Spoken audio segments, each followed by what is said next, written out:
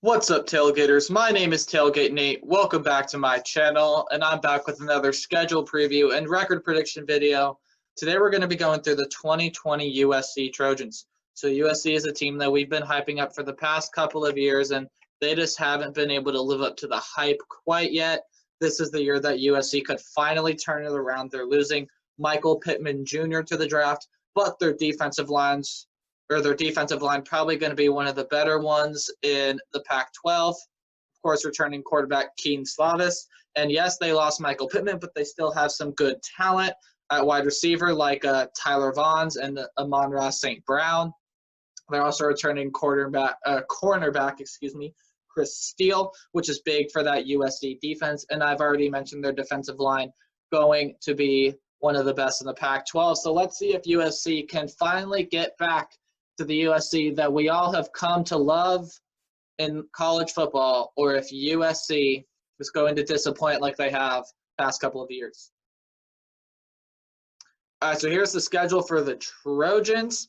And as I mentioned, when you look down there, their 2019 record was 8-5, so still a fairly decent season. I feel like they were overlooked. Their quarterback play was definitely their struggle last year. It's why they went 8-5. Still an overall decent season.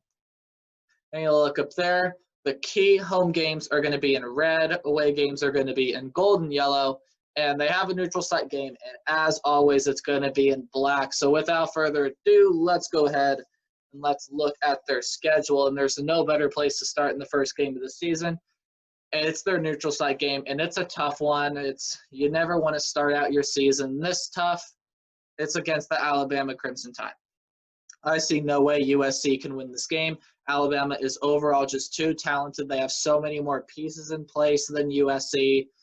Alabama has so many more questions answered and just overall way more talent. It doesn't even help that it's on a neutral site and home field advantage for USC because it wouldn't really matter if it was home field. Alabama is just overall too talented. I see no way USC can win this game. I see a couple ways they can make it close, like if the defense can step up and stop Alabama's wide receiver play, but I see no way USC can win this game. I'm giving this one to the Crimson Tide. Then they get their first home game of the season. It's going to be against New Mexico, and they should have no trouble with this game. USC should win this one easily. Then they get a road game against Stanford. So this one I probably could have put on upset alert, but KJ Costello transferring out of Stanford, he's going to go to Mississippi State. So now Stanford has to fill in their spot at quarterback. And with all the other questions and just the way Stanford has been down the past couple of years, I don't see any way USC could lose this game. I'm giving this one to the Trojans as well. Then they get a game against Arizona State. So this game for me could go either way. It's very up in the air for me. I think Arizona State is overall just the more experienced team that has more questions answered as of right now. This game totally could go either way. Both teams are returning their quarterbacks. Of course, Arizona State is returning Jaden Daniels. And as I've already mentioned, USC returning Keaton Slavis. And both are losing key pieces in the wide receiver position. Of course, USC losing Michael Pittman, but Arizona State's losing Brandon Ayuk. Still a lot of good talent for Arizona State at the wide receiver position. They're very much like USC, returning a lot back on defense. Should be a pretty good defense to watch. And this game is early in the season, but it's probably going to dictate the race for the Pac-12 South for probably the rest of the season. Should be a really fun, interesting game to watch. It really could go either way for me. I think a lot of people are going to want to lean towards USC because it is a home game for them, but Arizona State's going to be really good this year. I can't wait to watch this one. It's going to be fun. Again, could go either way for me. Then they have a game against Utah. So this one's on the road. USC gave Utah their only regular season loss last year, and Utah's not going to be as good as they were last year. They're losing their two biggest pieces on offense, their quarterback Brent Hundley and then their running back Zach Moss. Both those pieces are gone. Utah's defense is also not going to be what it was last year. I think USC can easily beat Utah on the road. Then they have a game against Cal. So this one, like Arizona State, is also very interesting because Cal is overlooked. Cal is overlooked by a lot of teams. Yes, I know I think they got to number 12 in the AP poll last year, which surprised even me, but Cal has some really, really good talent. They just always have hard schedules, so they always get overlooked. So this game could be interesting to watch. California is always a team that hangs around with teams and gives teams a good fight. I would not be surprised if Cal were to make this one interesting against USC, but I think USC is going to win the game pretty easily, in my opinion. Again, I definitely could see Cal making it close, but I'm going to give this game to the Trojans. Then they have a road game against Arizona. So Arizona is losing their quarterback, Khalil Tate. They're also losing a lot of other playmakers on both sides of the ball, but Khalil Tate is the biggest loss for the Arizona Wildcats. Should be interesting to see how that role gets filled, but Arizona's going to take a step back from where they were last year just because of the loss to Khalil Tate and, of course, USC returning their quarterback, which is big for any team. And Arizona, as I just said, because they're taking a step back this year, I don't see any way USC could lose this one. I'll give this one to the Trojans. Then they get their bye week. This is a pretty good place for a bye week. It's after a road game, which is always nice. You get to recoup and regroup. I think if you're a USC fan, though, you'd like to have it a week later because it gets you ready for the big game against Oregon. But that's okay because they shouldn't have too much trouble with the game that they have after their bye week, which is against Colorado. So Colorado was a fairly decent team last year. Again, had a roller coaster season. Kind of dictated Nebraska's season last year after they came back to beat the Huskers in Colorado. Colorado's been a very interesting team to watch for the past couple of years. And honestly, I got to say, Colorado is probably going to take a step down from where they were last year, just losing more talent than they're bringing in or keeping. Colorado probably is going to have yet another roller coaster season.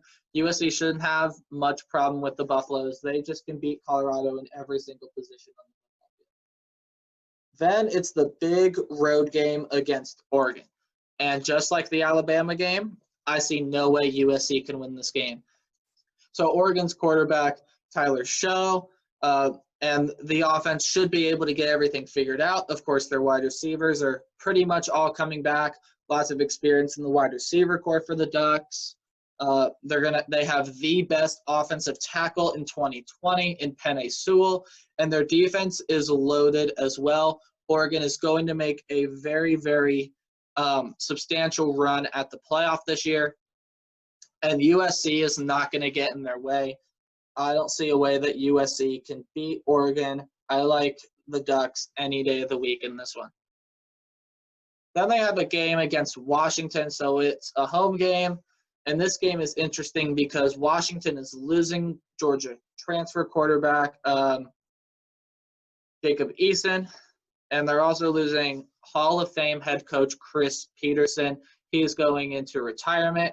So Washington is overall going to take a step down from where they were last year, but they're still a very decent team. They have produced NFL draft talent. For as long as I could remember, Washington's always had a couple guys that really step it up. It's always a question, though, of which guys step up every single year for the Huskies. And USC, I don't think, is going to have a problem with this one. Give me the Trojans. Then they have a road game against UCLA. So UCLA is also another interesting team because they have been down for the absolute longest time. But lately, UCLA has been getting up there. They've been getting pretty good. They ended off the season on a very high note last year. They didn't make it to a bowl game, but they ended the season winning a lot of games consecutively. So they're going to have momentum in 2020. And if they can keep that momentum going for this long, this is going to be a very fun and interesting game to watch. I think early I'm going to lean towards the Trojans just because of the overall talent gap between USC and UCLA. But it should be a very fun game to watch overall. Again, I'm going to lean towards the Trojans in that one. UCLA is definitely going to make it a close one-possession game. Then it's the big game that we all know, one of the greatest rivalries in college football, USC and Notre Dame. So as I talked about in my Notre Dame video, I'm leaning towards the Irish in this one because I know it's a home game for USC, but overall Notre Dame just has much more talent than USC. the two teams could match up pretty well, and it's going to be a fun game because it is a home game for USC. It's probably going to be one of the more competitive games we've seen in a long time. Yes, games in past years have been close, but this game is probably going to have the highest stakes out of anyone in recent years. It's going to be a very, very fun game to watch. I just don't see a way that USC is going to be able to compete with what Ian Book can do. Keaton Slavis is a very one-dimensional passing quarterback, which is not a bad thing, but Ian Book is such a dual-threat quarterback when he has to be.